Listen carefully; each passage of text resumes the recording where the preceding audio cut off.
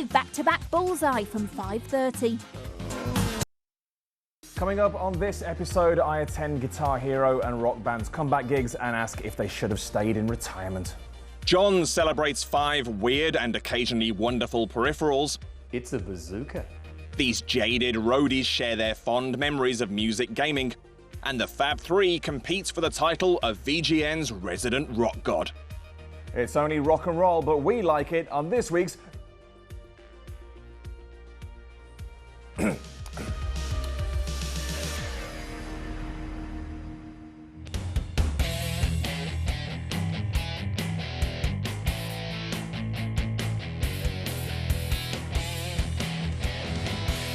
10 years ago, the idea of strumming away on a plastic scale model of a guitar in front of your telly was alien to most and only exciting to weirdos like me.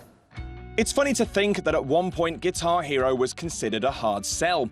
The first game was rejected by a number of publishers and ended up being independently distributed by Red Octane, the company who developed the guitar hardware.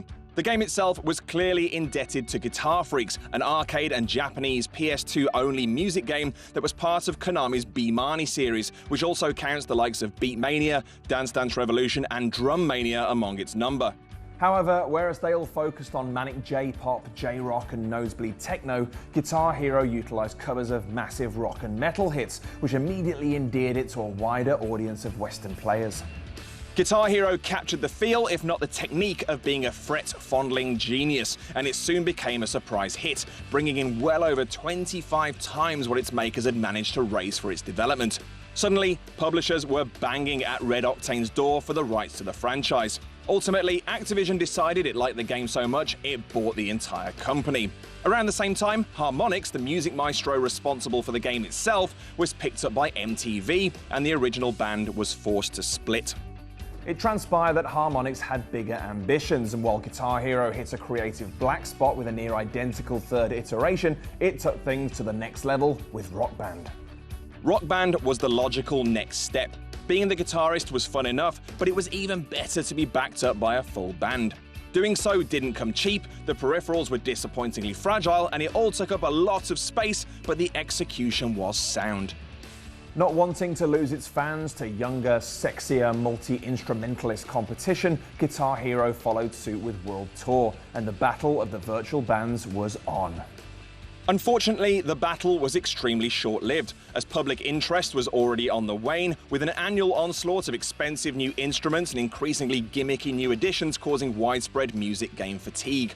By the time Rock Band 3 rolled around, you could play a mini keyboard, plug in a real guitar, expand your drum kit with cymbals, have 3 mics on the go for harmonies, and even plug in a lighting kit and smoke machine. And yet, my request for a saxophone controller still fell on deaf ears. I would like to see Panpipe Hero, and it could come with like the poncho and the hat, set in Peru, obviously, and I just find them very soothing. If I could have any instrument in either Rock Band or Guitar Hero, I'm gonna go out crazy here. I would say a harp, you know, a great big fat harp, so I can pretend to be the Greek god Apollo. You know, I don't know how it's gonna work, but put one of those in the game and let me fantasize about that. Glockenspiel. And I am being deadly serious. Glockenspiel or xylophone. Rubber mallets, mate. Rubber mallets. It had all got a little bit out of hand. The game was only rewarding a minority of hardcore players with a lot of disposable income, which was a far cry from the accessibility and simplicity that had made Guitar Hero so enticing only a few years earlier. Both franchises quietly shuffled off stage in 2010, and charity shops suddenly suffered a massive influx of scuffed-up fake guitars. Good, we all said. I only liked them before they were big. But then, inevitably, we started to miss them a bit.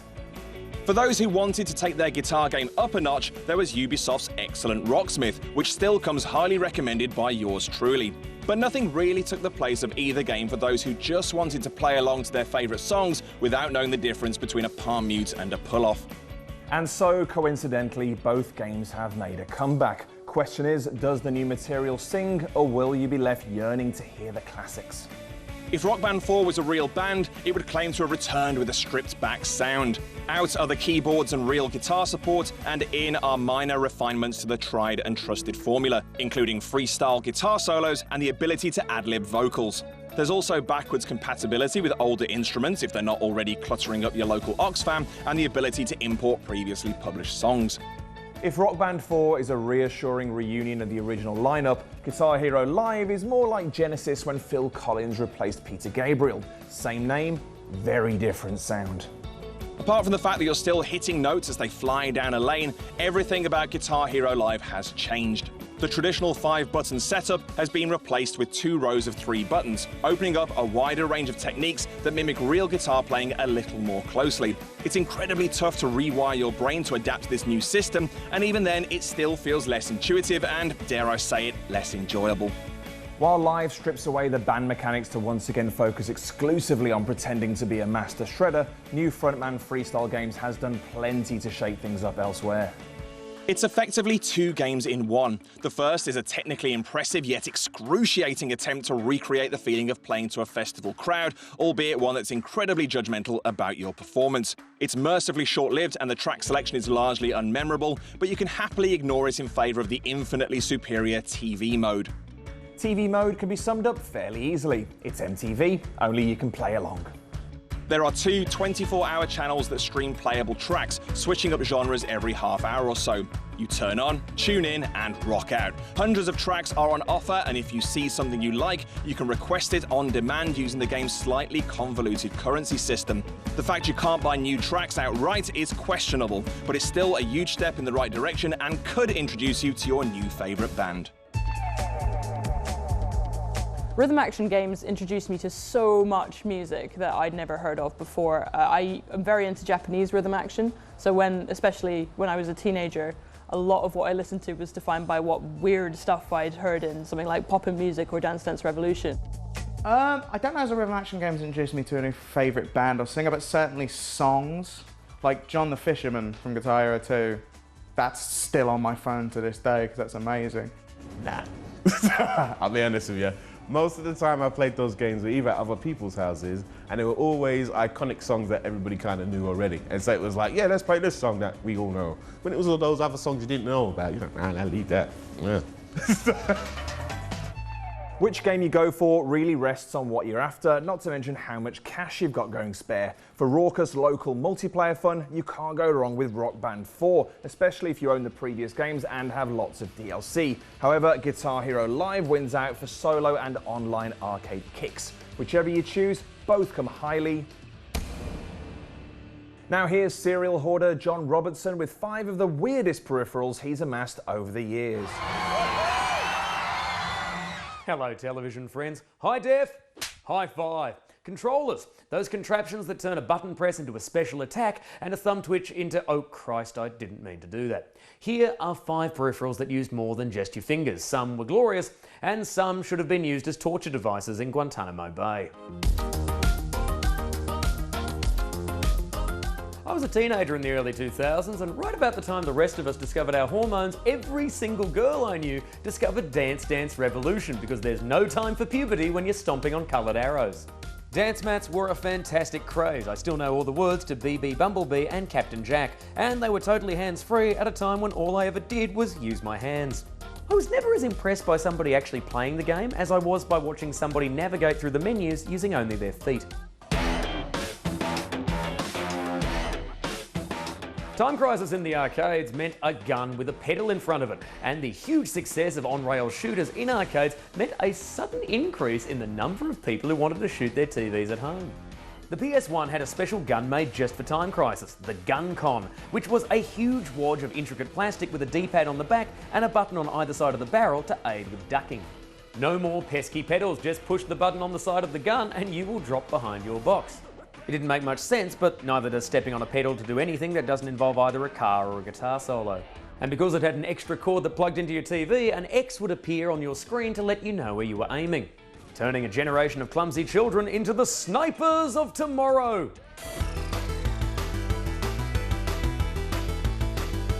More iconic than incredible, the Nintendo Zapper was the nifty little gun packaged with Duck Hunt on the NES, which is a game mostly about trying to murder a smug-looking dog. I popped it on here for folks who'll remember it, and because it was Captain N's weapon of choice in the cartoon of the same name, but it's not alone. Behold the Super Scope, the official light gun for the Super Nintendo. It's a bazooka for the 90s. There comes a time when ambition meets reality, and then reality turns around and kicks ambition in the balls. The Power Glove was introduced to the world via the movie The Wizard, where a child actor uses all of his child actor power to deliver the line, "I love the Power Glove. It's so bad." And it was. A hockey goalie glove covered with something between a life support machine and a powerful calculator, it was meant to let you gesture magnificently at the screen and control your character. 1, it didn't work, and 2, it is very hard to gesture magnificently when you're wearing something that a toothy nerd would have put together to defend himself in a 1980s teen comedy. In fact, if you want to understand the 1980s as a decade, just look at the Power Glove. That is venture capitalism right there. Does it do anything we said it did? No. Sell it anyway. Our final peripheral was never released for reasons that will shortly become apparent, and thus never attained the charm or popularity of hooking up your nipples to a car battery. The Atari MindLink was going to be released for the Atari 2600 in 1984, which is a great year to release any product that claims it can read your mind. The MindLink was a thin strap that went around your forehead. Why not make one for yourself? Get an elastic band, put it around your head, and stare at your PS4. Are you controlling it? No. Are you angry? Yes. Congratulations, you've just made a fully functional Atari MindLink. Oh, and a special shout out to the Sega Activator, a machine that literally used the player's whole body to do the work of a 3-button controller. The advertising suggested that it was a motion control device. You stood on a pad and your movements would be translated directly to the Mega Drive. It was a motion capture device that didn't capture motion, so you could dance, dance, dance, but no revolution. Like any good band, we save all of our best stuff for the encore, so join us after the break for platinum-selling hits like this. Nicely done.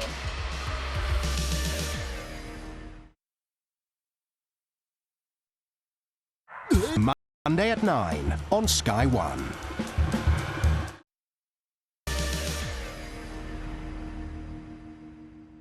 Welcome back. Now, while Guitar Hero and Rock Band are certainly the most well-known music games around, they only represent a tiny fraction of the incredibly diverse and ever so slightly suggestively named rhythm action genre.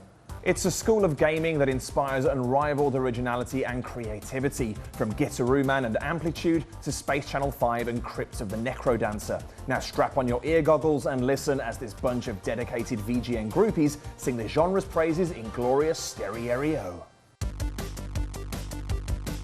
Well, I mean, I think, music and rhythm games are one of the last bastions of that arcade ideology, which is to say, it's local multiplayer that's really performance heavy. So the idea is that you're playing it with your mates, and yet you're also actually getting involved in it and having fun. And because you've got the big peripherals, it feels like something that's special. It's not just another video game. It's like this is its own experience. And when you actually do have a full set for Rock Band or Guitar Hero, there is really nothing else like it as a party game. People like the idea of being a rock star, but not putting any effort or, like having any skill. I mean, have you tried learning the guitar? It's really hard. There's like loads of notes. Show me a person who has never once dreamed of being a rock star, and I will show you a liar. It's a universal human fantasy, I think. There are very few people who haven't ever thought about how awesome it would be to be a rock star, and the best rhythm games are the ones that fulfill that fantasy. I think people want to feel like they're making amazing music. Like, it's a brilliant feeling to stand there and feel like you are performing amazing music, and that simplifies the entire process, gets you in a room of all your friends where you're all having fun and be like, yeah, music, awesome, but you're part of it and it gamifies it. I think they did a similar thing to what the Wii did back in the day, in that they opened up gameplay to people who'd been turned off when you got controllers that had more buttons than you got fingers. So that ability to just pick up and play, but also for gamers to share the experience with non-gamer friends or family. I think that's a big part of it, in the same way that the Wii was. I love music and rhythm games, and I think there need to be more. There's an ebb and flow through the generations of gaming. I think it was like PS1 time, it was like Music 2000, it's like, yeah, you can make your own tracks, yeah, parappa the rapper, yeah, I'm a rapping puppy, yeah! Then it went down. Then it came back with a Rock Band and stuff, like, yeah, I can play instruments and stuff, and I can sing, yeah! Then SingStar came and it went down. Then Dance Central came. Look, yeah, I can dance and pop my moves. Yeah. Then people realised that's all they bought the Connect for, and it went down.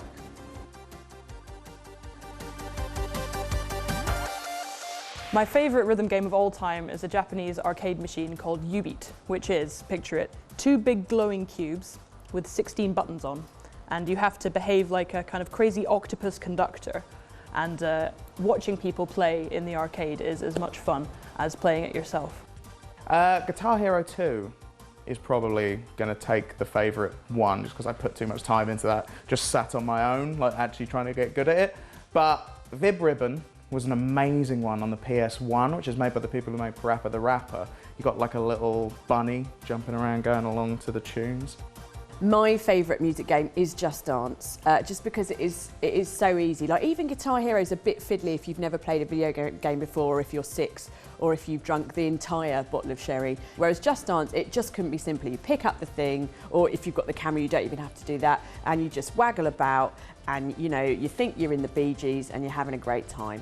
Dance Central, without a doubt, is my favourite music rhythm game. Yes, beats Parappa the Rapper and Jamalami. Shut up, they're rubbish. Compared to Dance Central. Because Dance Central was a proper music game where it was your actual dance moves that was getting rated. And you could see yourself being cool, or not so cool in some people's cases. I really like DJ Hero, like with the little switchy, and the wiki, I don't know, yeah, wiki, why not? I didn't learn all the lingo. But that, like the thing, it was really tactile and satisfying. I'd trade all the new Guitar Hero and Rock Band stuff for another one of them. I think the music genre of games has to evolve in the same way that the music industry in general has, in that it needs to go where people want to get their music. So if music games are going to stay relevant now, they've got to present music to us in a way that we're now comfortable consuming it, in a way that people are familiar with. Like in the modern world, people don't want stuff, right? I think we've established this. Like Netflix and Spotify, these things have taken the things that we used to have in our houses away from us. And big plastic drum kits, where do you put that? You look at something like Not a Hero by Roll7.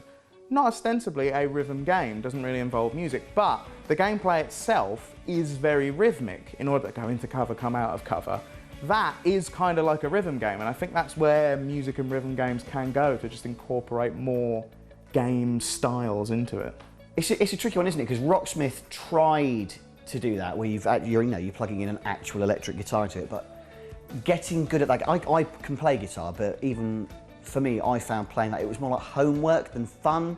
The obvious thing to do is make it more like real instruments, but it turns out that's a bit boring. You know what I'd like to see next in a music and rhythm game? I'd like to see proper breakdancing.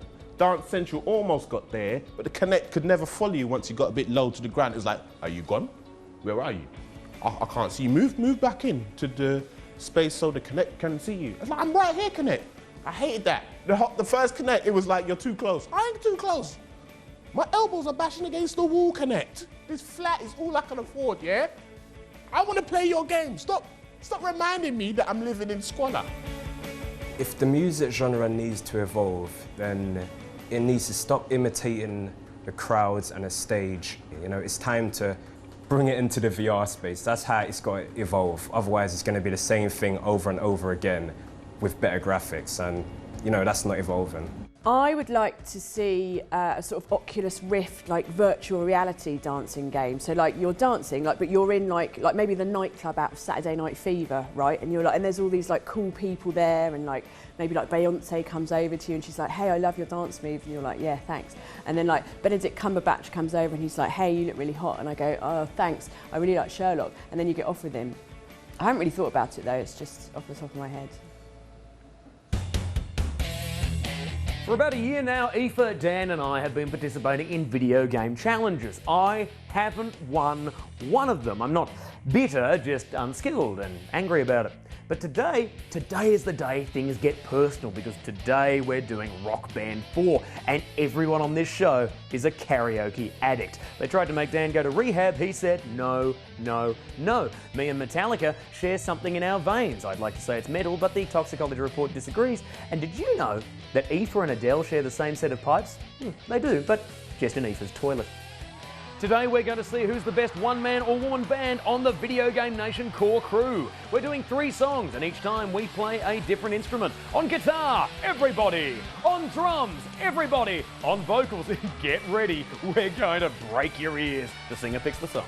The rules are simple. Like any mainstream music publisher, at the end of each track, we get a percentage. The winner is the person with the highest average percentage after 3 songs. Now, turn your volume up.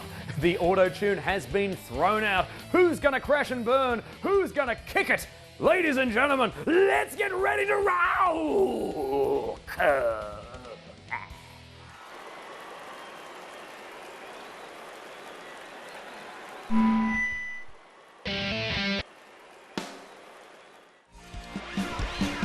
Breaking my back just to know your name. 17 tracks and I've had it with this game. I'm breaking my back just to know your name. But heaven ain't close in a place like this. Bring it back down tonight.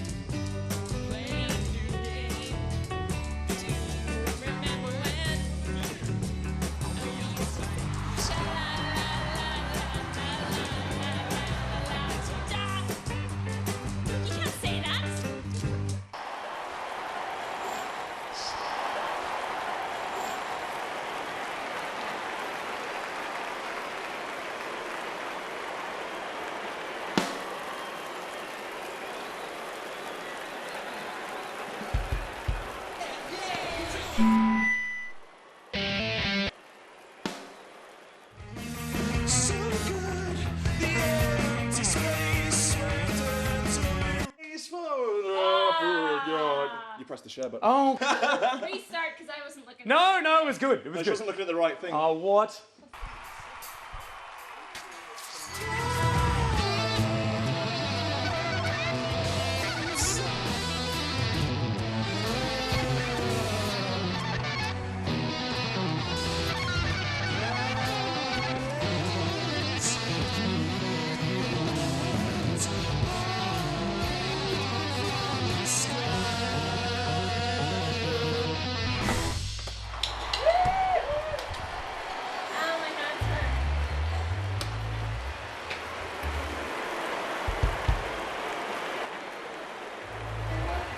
Oh my God.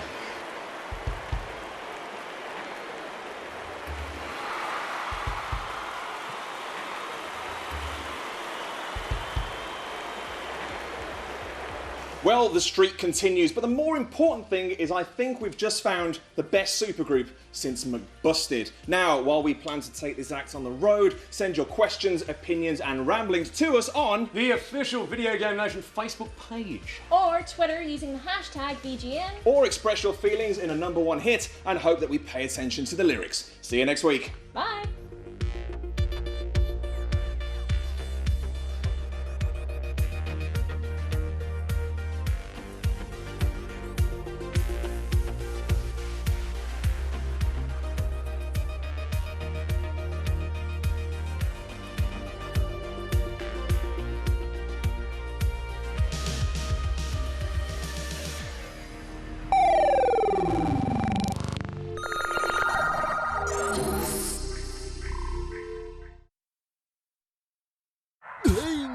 Hey!